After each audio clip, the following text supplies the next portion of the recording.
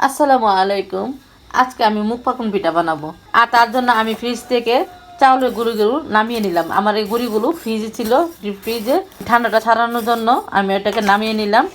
আর এখানে মুগ ডাল আছে, আলু আছে, দুটো বড় সাইজের আলু নিলাম।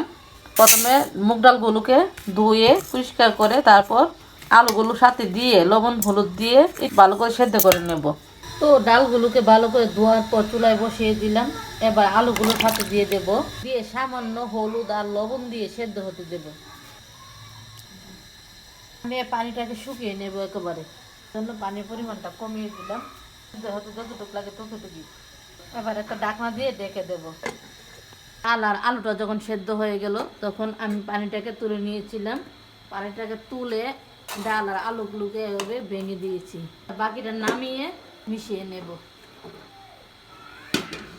দিয়ে ডালের যে পানিটা রেখেছিলাম তুলে এই পানিটা আমি দিয়ে দেব। দিয়ে চুলা আঁচটা বাড়িয়ে দেব।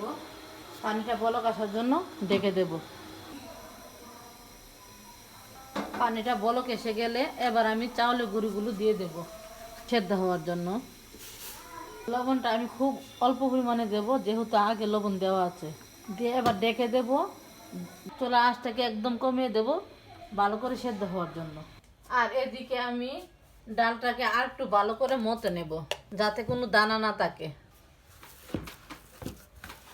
ডাল আর আলুটাকে ভালো করে মতে নেব। একটু দানাদার থাকলে কোনো অসুবিধা হবে না।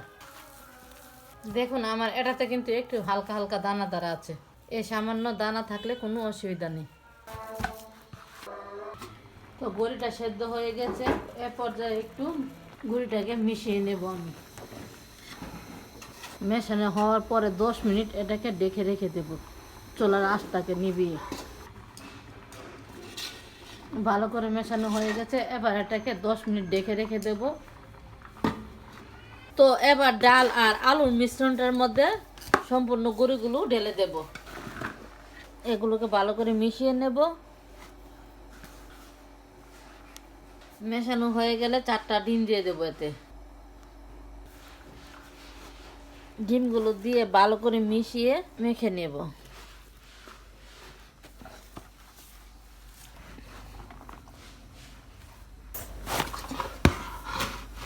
এই গুলাটাকে একটু ভালো করে মথতে হয়, একটু নরম নরম করে মথলে পিঠাটা খেতে ভালো লাগে। তো এ পর্যায়ে এবার একটা পলিথিন দিয়ে ডেকে দেবো, যাতে শক্ত যাতে না হয়। এ পর্যায়ে আমি শিরা করব। আর শিরার জন্য দুটো গুড় নিয়েছি। আর গুড়গুলো আমি খেজুর গুড় ব্যবহার করছি। একটু ভেঙে দিলে শিরা করতে সুবিধা হবে। পরিমাণ মতো পানি দিয়ে দেবো গুড়টার মধ্যে।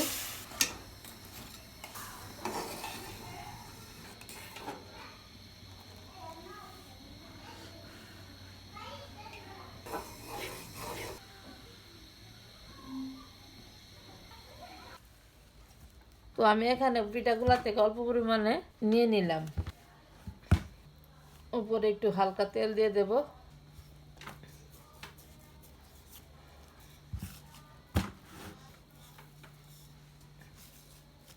বেশি পাতলাও করবো না, আবার বেশি মোটাও করবো না, ঠিক এমনই এক পরিমাণে রাখবো।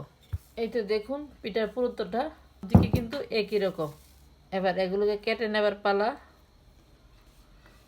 এই ডিজাইনগুলো যার যার ইচ্ছে অনুযায়ী যে যেমন পছন্দ করে ঠিক তেমন ভাবেই দেবে।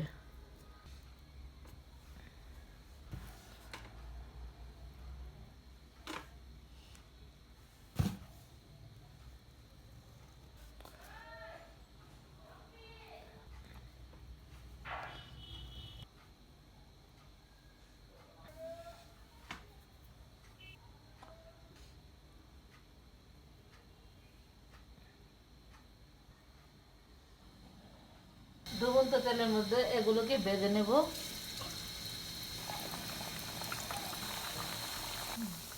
এবার এগুলোকে হালকা হাতে একটু উল্টিয়ে দেব।